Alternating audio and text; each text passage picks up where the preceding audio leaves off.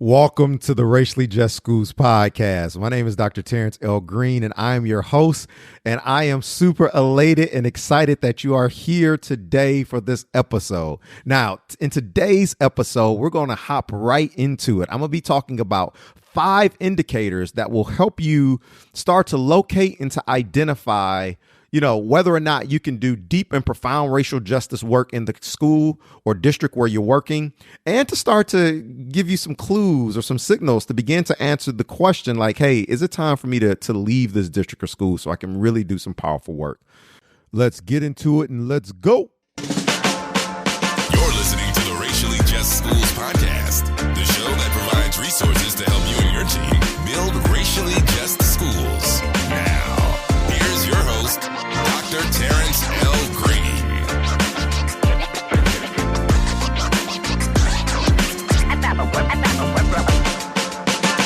Today we have a special episode, something that I like to call Office Hours with Professor Green, right? I got this amazing email from someone that I'll call Avery, and I want to read it to you here because I figured it'll be easier for me to make a podcast episode. One, because I think this will benefit more people than just Avery, and I hope you find it useful, but also because I just recently experienced 2 major life events. Well, one was a major life event, and the other one was, a pretty important event. My wife, my life partner, and I, we welcomed our 3rd child into the world. So we have a son who is 2 months old. And, we tired in the mug, but at the same time, we feel tremendously blessed. Mom is healthy, baby is healthy. And so we're a family of 5. We have 3 little ones. And so super excited about that. The second thing is I had a freakish accident, which was actually avoidable, but long story, I'll probably share another time, but I actually fell and I tried to break my fall and I ended up breaking the same bone in both wrists. So I'm recording this episode with 2 broken wrists and a newborn at home. And so this is part of the reason why it's easier for me to respond to Avery's question via an episode. One, I think it'll help folks, but then it's other things like I really can't type right now. And, we got a lot going on, so it's much easier to do this. And so let me read this email. Hi, Dr. Green. I hope this email finds you and your family doing very well. My name is Avery, and I'm a 9th grade biology teacher at a high school in the northeastern part of the United States. I first want to thank you for your podcast because it has been a breath of fresh air. I've literally listened to every podcast several times, so thank you for your labor of love and for producing this show. I'm emailing you because I have a question. I know that you are busy and may not have time to respond, but I figured I would try to email you anyway, since you said on the podcast that people should reach out if they have any questions. So here I am. I've been working at my school for 7 years. During my entire time here, we've talked a good game about racial justice, but have very little to show for it and what we actually do.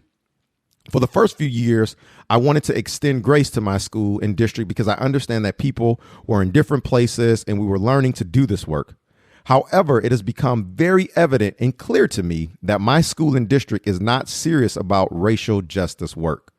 Besides, I'm starting to feel alienated because people are looking at me like, here Avery goes again when I bring up issues about racism in our school. I love the youth at my school and used to be really excited to work here. But at this point, as the year comes to a close, I am not sure if I really should stay here because I don't think I can do racial justice and equity work like it needs to be done at my school. I feel so torn on whether or not I should leave or stay. Do you have any advice on what I might do? I know you can't tell me exactly what to do, and I have to make the final decision, but I would love to hear your thoughts on whether or not I should stay at this school that is not serious about doing racial justice work. Thanks again for your podcast, and I look forward to hearing from you. If you don't respond, no worries. I'll still continue to listen to the podcast. Sincerely, Avery. Well, thank you, Avery, for your email. And I think this is a phenomenal question, a question that I've gotten several times, a question that I've grappled with over my career. And is this question like, how do you know when it's time to leave? How do you know when it's time to stay, particularly when you're deeply, deeply focused on doing work around racial justice and you just feel like the system that you're in, the district or the school, is not serious about it? So I have some indicators I want to share with you about how I go about thinking about this, and hopefully it would encourage you as you come about making your decision. As I share these, the one thing that I ask and hope that you keep in mind is to start to locate yourself. Where are you? Where are you in any of these phases? Are you in multiple phases? Are you in one phase more strongly or more saliently?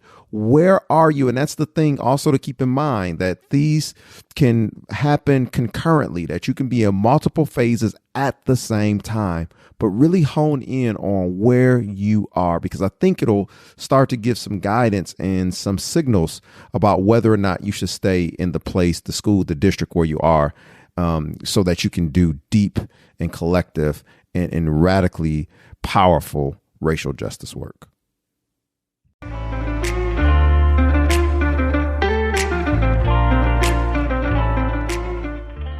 The way you're coming to know is based on some psychological indicators, some internal indicators, some feeling indicators.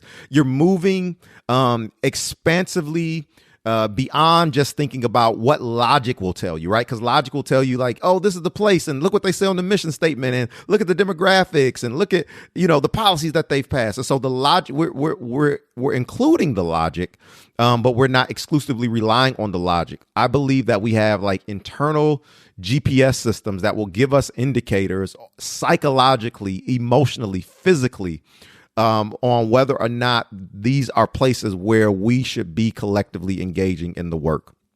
All right. So the question I've heard for years and I constantly hear is this idea, like, just how do I know I really can do this work here, right? Because folks have continued to be undermined in their work. They can continue to, experience these setbacks, and people are just like not trying to do it. And you're like, I don't know if I should be here. And so one thing I will say is that if you would have asked me these sets of questions, 15 years ago, I would have said, no, you absolutely stay there. Every single organization and every single district and every single school, you can transform if you just stay in there. Well, wisdom, experience, and, just working with people and being around folks and doing this work begins to offer another perspective and another picture. And one of the things that used to always get me, and it was like, well, if I leave, then what's going to happen to the black kids here? What's going to happen to the folks here? And this is where you really have to start becoming more expansive in this work, because you realize that this work is intergenerationally collective. So in other words, the work of racial justice never has been or never will be solely predicated on what you do. Okay. And you realize that this is a relay race, that there's the intergenerational and this collective work, and it's not just about you. And so you believe and that there are other folks that are doing this work who come to the fore and who have already been to the fore to make this work continue and to go even further. Okay. So now I just want to get into it. I want to share 5 kind of like indicators that I think can help you begin to know, whether or not you really, really can do your work in profound and deep ways in the district where you are, or school, or if it's time to go.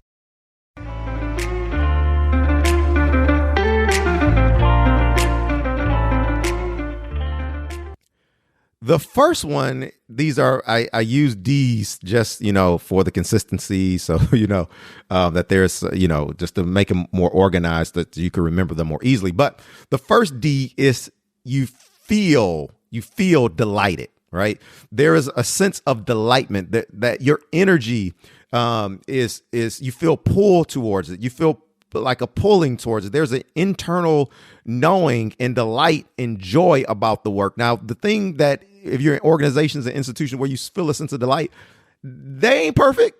You know what I mean? The organizations are not perfect, but you sense a measure of progress that can be made, that folks, they understand and they welcome and they embrace the tensions of this work. They embrace the contradictions and the messiness and the kind of like we're figuring out as we go, but folks are deeply committed to it. And that doesn't mean that folks don't make mistakes. Of course, right? There are no like unicorns and just like perfect situations in any organization that's trying to do work around racial justice and equity. But there's a sense of delight, right? When folks, get off course and mess things up, there's a deep sense of commitment to not be perfect, but there's a deep sense of commitment to racial justice, right? And so there's a feeling of delight. You feel energized. You feel refreshed. You feel like you're growing. You feel like the work is collectively growing. You're thinking about systems and structures, and you're dismantling and you're rebuilding and you're doing all of the marvelous and powerful things that you believe needs to be done in a collective effort. And it's not just relying upon one person. So there's a sense of delight. And a school and district context like this feels healthy and like a place where you can do that deep collective racial justice work. The next indicator, the next D, I call feeling drained. And I want to put in kind of like air parentheses, temporarily, right? So you're in a school, you're in a district, you're doing this work and you feel drained, right?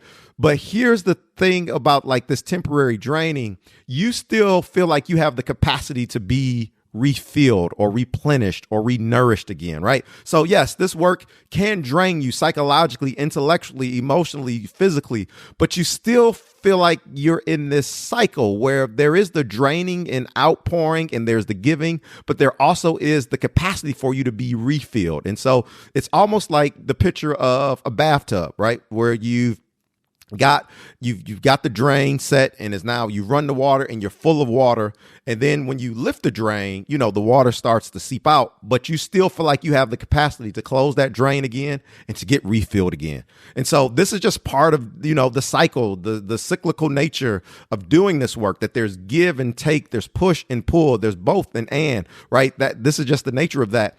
But you still feel that capacity to continue to go and grow collectively. But the thing that you have to realize in this phase is that you have to know what refuels you, like what gives you refill and refuel, right? FILLFUEL, like what gives you fuel again? What fuels you up again? Is it being in a collective of folks that are engaged and committed to this work, that you're constantly building each other up and one another up?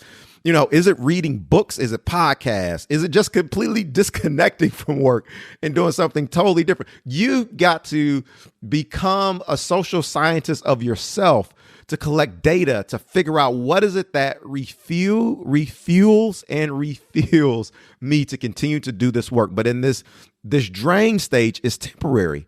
And you realize that sometimes the water is let out, but you know how to let it back in. And you still feel like in the school or district where you are, you can continue to do this work.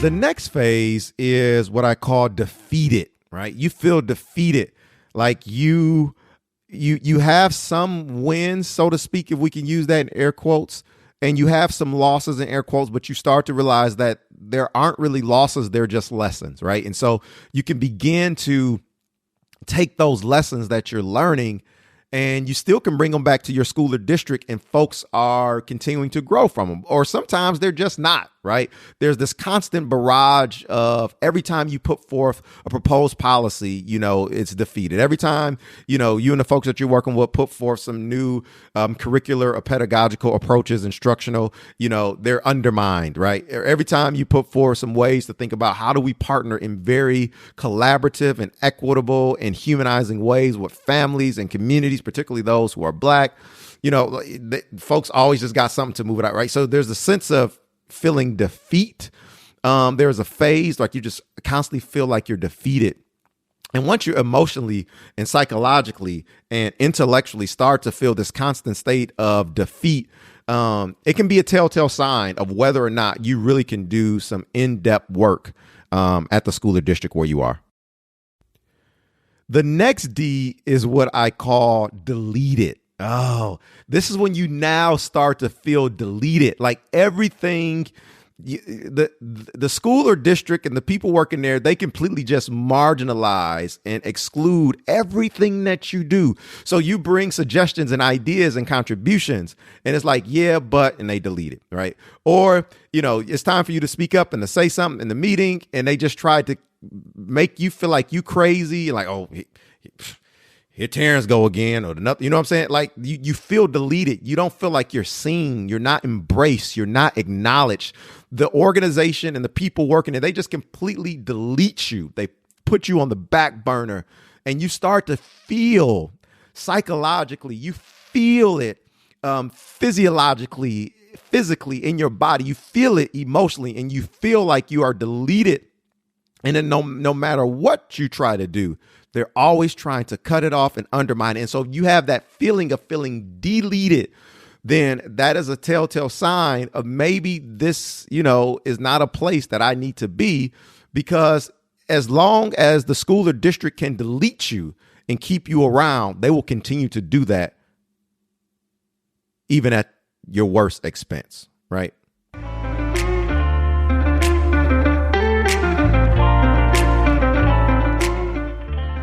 The final D is something that I call depleted, right? Depleted now is when you are you've been in this place and it's been so taxing, it's been so terrorizing, it's been so traumatic that you are physically, emotionally, psychologically, you are depleted. Like your health is deteriorating. Like no matter what happens, you can't get refueled again. You can't get refull again. Like you're in a collective and you still can't seem to get, that the energy to do this work, right? They've completely depleted you.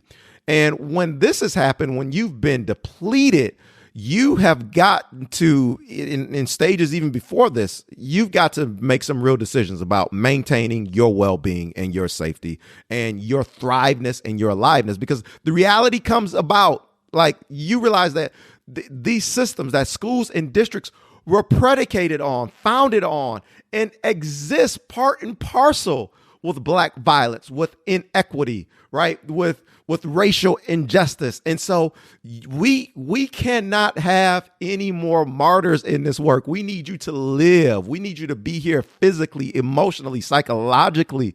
We need you. And so if you're feeling that sense of just feeling absolutely depleted, I believe that's a telltale sign to start figuring out, like, how can I start, moving on, just as the reality, moving on, right? And I know it may not be as simple as, today and tomorrow I'm at a different place, but like the strategy has to come in with the extra strategy of where do I need to go and what I need to do.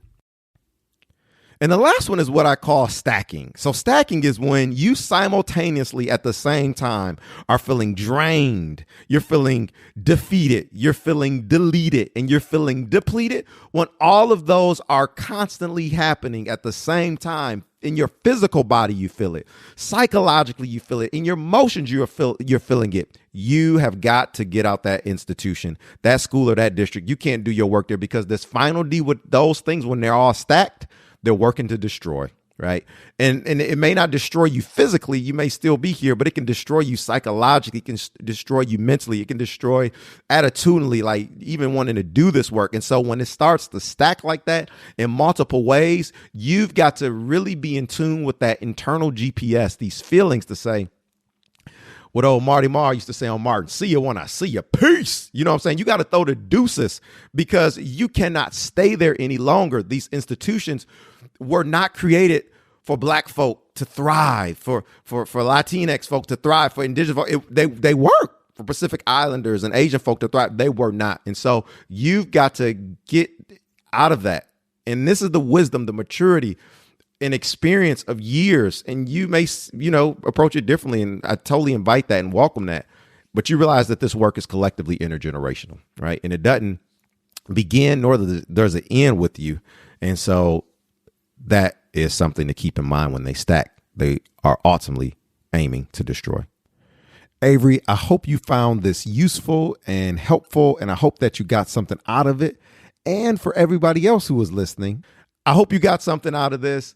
And I hope these 5 indicators will give you insight to kind of like where you are and the degree and depth and level to which you can actually do your work in your school or your district, and whether or not it's time for you to bounce and to leave and to just say deuces to where you're working. And so again, is the feelings of delight, of feeling drained, defeated temporarily, deleted, then depleted. And ultimately, when they start to stack without the delight, they work to destroy. And I also want to invite you and encourage you, if you have a question that you think you want to share with me and I could possibly support and help, to send me an email at terrance@raciallyjustschools.com. That is TERRANCE @raciallyjustschools.com. And, I won't be able to answer everyone. I won't even be able to respond to everyone, particularly right now, given the situation with my wrist. All of my emails account, none of them inboxes at 0, right? So I may be able to respond. I may not be able to respond back, but I'll get to as many as I can. But yeah, I want to encourage you to send in a question, because I like doing these office hours. We'll do more of these, and I hope they're helpful. Finally, before we close, I want to remind you that this podcast is brought to you by www.raciallyjustschools.com. And when you join our community today, I will send you a free video on how to make your racial justice work better. I'm excited about you joining the community, and I look forward to meeting you. Well, that is it, folks. Thank you so much for joining Racially Just Schools podcast. I hope you enjoyed it, and I am so excited and really looking forward to our time together during future podcasts. What I need you to do is to please hit the subscribe button, share with a friend, and please leave a review. We love reviews. And if you want to hear more from me, you can head on over to www.raciallyjustschools.com. That is www.raciallyjustschools.com. When you join our community, I have a free video for you on 3 tips that will make your racial justice work better. And again, if you love the show, hit subscribe, rate it, and leave a review on iTunes. And until next time, peace.